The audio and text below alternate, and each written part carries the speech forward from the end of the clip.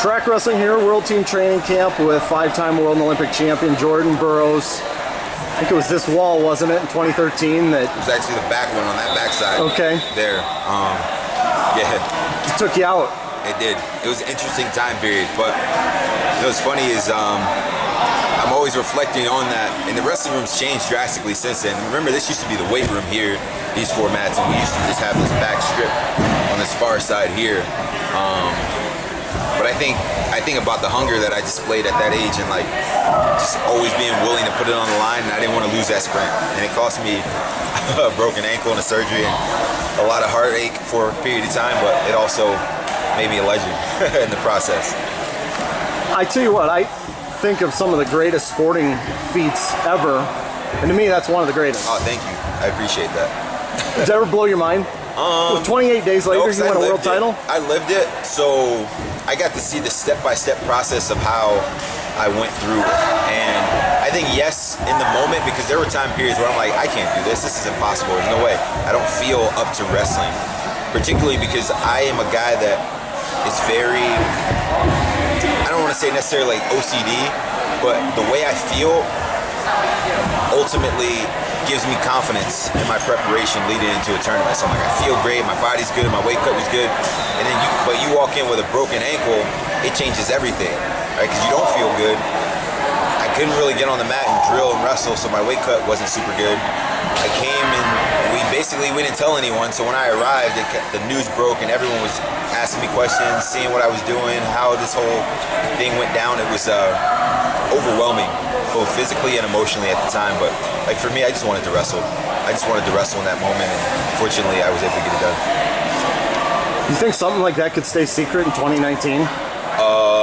Well, it depends on what type of people you have. No, I think everyone wants to break news. I think that's kind of the difficulty of, if that would happen today at a training camp with so many people here. It was a really small niche group of people. It was only the men's freestyle wrestling team there, and after we had the surgery, we swore everyone in our personal circle to like secrecy, and we just told them it was like a sprained ankle. So I left that night. So it'd be like me getting hurt today, this morning's practice, me having surgery tomorrow, and then leaving tomorrow night. So no one really knew what had happened. I just disappeared in the middle of the night, and I showed up 3.5 weeks later in Budapest, like, all right guys, I'm here, I'm ready to go. And everyone's like, where the heck have you been? I was like, just wanted to train at home, tweak my ankle a little bit, just wanted to recover back at the crib where I felt comfortable. Little did they know everything that had actually happened. How long were you off the mat? 3 weeks. Yeah. So you had like 7 days. I did 1 day of live wrestling and like 3 drills. 3 drills, 1 day of live wrestling, and 4 weeks. So I couldn't even walk for 2 weeks. Your mind got you through it. But my mind, Manning's mind, Lauren's mind, pretty much everyone in my inner circle, our head trainer, Tyler Weeda, they were basically formulating plans daily on how to get me healthy again, get me up to it. Because we knew that after the World Championships, you had a ton of time to break. So I remember getting surgery here. We did like a 2-week period of time of training, just like doing different stuff, riding the bike with no legs, just doing lifts with my upper body. And then we went and got evaluated by our orthopedic surgeon at Nebraska. And he looked at me, he felt my ankle, and he was like, yeah, I don't think you're gonna be able to do it. Like, I recommend against this. He was like, I know you're undefeated. You've won 2 world championships in a row, but you can get them next year. And I'm like, I'm gonna wrestle. I'm going. I don't care what you say. So, yeah. How close to 100% were you? I don't know. I felt decent. They gave me a lot of meds. Like I was heavily medicated going into that tournament, so it didn't really hurt, but it wasn't comfortable. The good thing about what I was doing is I couldn't like run, I couldn't jump, I definitely couldn't sprint or do anything. Moving laterally was difficult, but I knew that all I needed to do was wrestling, so I could still pivot.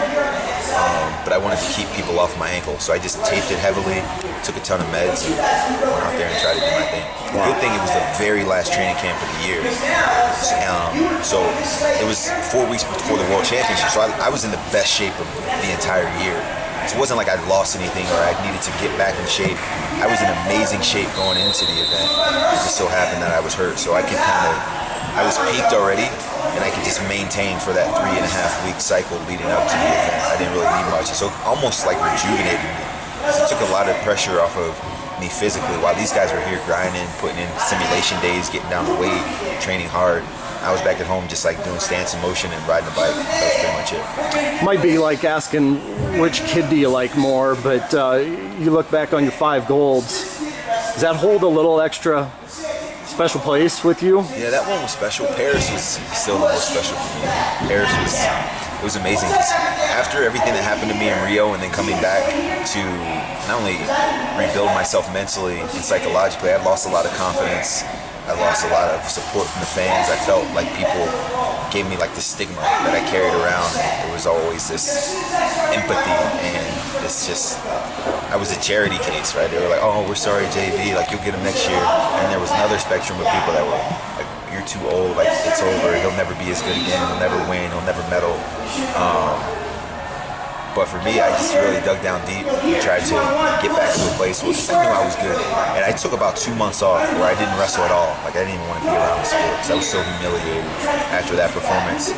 And I came back here to camp in November. So wrestled in August, came back here for the first training camp of the year in November. I was out of shape, overweight, and we did matches one day. And I forgot who I wrestled. I wrestled like David Taylor or someone. And I wrestled like pretty well. For being off for 2 months, I'm like, damn, I'm still pretty good. And I remember texting Lauren, like, I'm still pretty good. She was like, duh. And that was the moment where I was like, I still can do this, and I'm going to come back and wrestle well.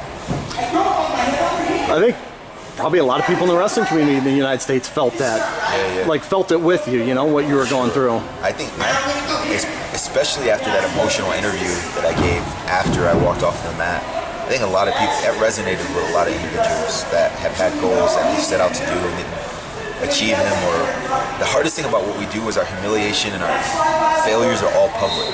And so that's what made it difficult for me to bear. So immediately you're like stuck in that whirlwind, like what just happened? Is this a nightmare? I can't believe this is actually happening. And there's nothing I can do to change it. And you walk off and it starts to set in a little bit more. It was when the tears come, right? You're very emotional. And then when you leave, there's just this darkness that you want to get away from it all. But immediately I had to become dad again. I had to become husband again. My family was still in Rio. We planned to stay the entire time because we thought we were going to be celebrating in Brazil. Not sulking, laying in our Airbnb in the dark. So it was a rough time for me. So Paris is definitely the most special moment, pivotal moment in my wrestling career from just like accomplishment perspective. I think it was pretty cool. What would have happened if Dake would have gotten that exposure?